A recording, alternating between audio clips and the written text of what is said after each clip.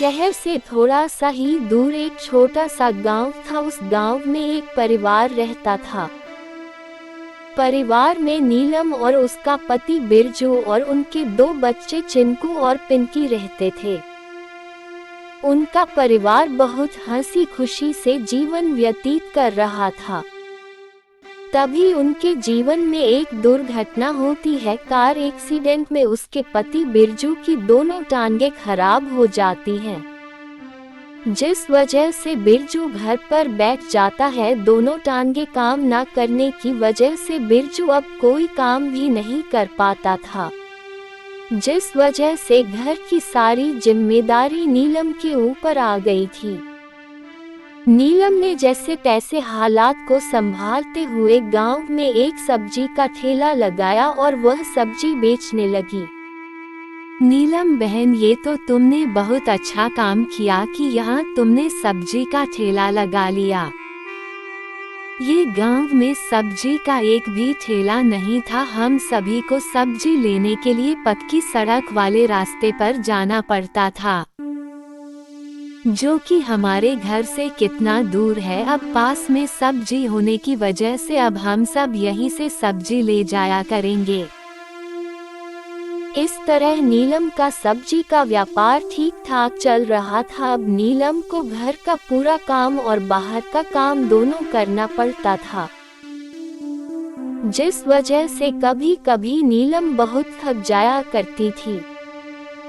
अरे क्या हुआ नीलम बहन, तुम आज बहुत थकी थकी सी लग रही हो। नहीं दीदी, बस रात में नींद पूरी नहीं हो पाई ना, और सुबह सब्जी लेने बड़ी बाजार पर जाना था, तो बस वही थकान थोड़ी सी हो गई है। थोड़ा तुम अपनी सेहत का भी ध्यान रखा करो, बीमार पड़ जाओगी तो ये सब्जी भी नहीं बेच पाओगी। हाँ दीदी, बस ये सब्जियाँ बिक जाए तो मैं घर जाकर पहले आराम ही करूँगी। इस तरह नीलम की सारी सब्जी बिक जाने के बाद वह घर आ जाती है। घर पर आकर अपने पति और बच्चों के लिए खाना बनाती है और सारे मिलकर खाना खाते हैं। नीलम, कैसा रहा तुम्हारा आज का दिन? जी ठीक रहा, आज का दिन सारी सब्जियां बिक गई। कल सुबह जल्दी उठकर बड़ी बाजार से ताजी सब्जियां खरीद कर लानी होगी। नीलम, मुझे माफ कर दो, मेरी लाचारी की वजह से तुम्हें घर का काम और बाहर का काम सब अकेले ही करना पड़ता है। आप ज्यादा चिंता मत कीजिए, मैं सब संभाल लूंगी। आप बस अपना ख्याल रखिए, बाकी का काम आप मुझ पर छोड़ दीजिए। चलिए, अब सबने खाना खा लिया है तो जल्दी से सो जाते हैं, सुबह जल्दी भी तो उठना है। सुबह नीलम जब बिस्तर से उठने की कोशिश करती है तो वह उठ ही नहीं पाती। उसका पूरा शरीर बुखार से तप रहा था। हे भगवान, मेरी हालत तो बहुत ज्यादा खराब हो गई है। अब मैं बड़ी बाजार से सब्जी कैसे लाऊंगी। तबीयत ज्यादा खराब हो जाने की वजह से नीलम बड़ी बाजार से सब्जियां लाने नहीं जा पाती है। इसी तरह 2-3 दिन निकल जाते हैं और नीलम के तबीयत में कोई सुधार नहीं आता, जिस वजह से नीलम बाजार में ठेला भी नहीं लगा पाती। दूसरी तरफ नीलम के बाजार में ठेला न लगाने की वजह से राजू नाम का एक व्यक्ति नीलम की जगह पर अपनी सब्जियों का ठेला लगाने लगता है। अब गांव के लोग राजू से सब्जियां खरीद कर ले जाया करते थे। इस तरह राजू का सब्जियों का व्यापार अच्छा चलने लगता है। ऐसे ही एक हफ्ते बीत जाने के बाद नीलम की तबीयत में सुधार आ जाता है। नीलम फिर से बाजार में सब्जी का ठेला लगाने आती है, तो उसने देखा कि उसके ठेले लगाने वाली जगह पर एक दूसरा ठेले वाले ने अपना ठेला लगा रखा है। नीलम उसी के बगल में अपना ठेला लगा लेती है, लेकिन नीलम की दुकान पर कोई सब्जी खरीदने नहीं आता। क्योंकि एक हफ्तों के अंदर में राजू का सब्जी का दुकान काफी अच्छा चलने लगा था और उसने काफी अच्छे ग्राहक भी बना लिए थे, जिसकी वजह से सब उसकी दुकान से ही सब्जियां खरीद रहे थे। इस तरह नीलम की आज एक भी सब्जी नहीं बिकती है और वह अपनी सब्जियों का ठेला लेकर घर आ जाती है। क्या हुआ नीलम, तुम इतनी उदास क्यों हो? जी आज हमारी एक भी सब्जी नहीं बिकी।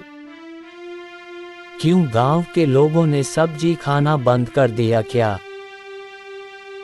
नहीं, ऐसी बात नहीं है। दरअसल मेरे ठेला लगाने वाली जगह पर किसी और ने ठेला लगाना शुरू कर दिया है और सब लोग उसी से सब्जी खरीदते हैं। कोई नहीं नीलम, तुम कल फिर से सब्जी लगा लेना। आज सब्जी नहीं बिकी इसका मतलब ये तो नहीं कि कल भी नहीं बिकेगी।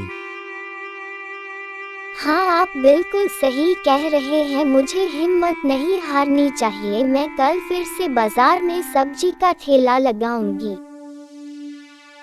अगली सुबह नीलम अपना ठेला लेकर अपनी जगह पर पहुंच जाती है, लेकिन आज भी कोई भी नीलम से सब्जी नहीं खरीद रहा था। सब उसी ठेले वाले से ही सब्जियां खरीद रहे थे। एक भी सब्जी ना बिकने से नीलम बहुत परेशान हो जाती है। हे भगवान, आज भी एक भी सब्जी नहीं बिकी, ऐसे तो ये सारी सब्जियां खराब हो जाएगी।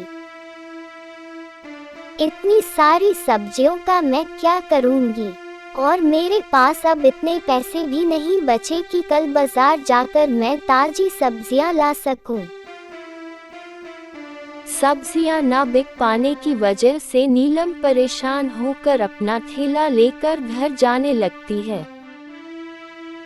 तभी उसकी नज़र सड़क के किनारे एक फलों की दुकान पर पड़ती है।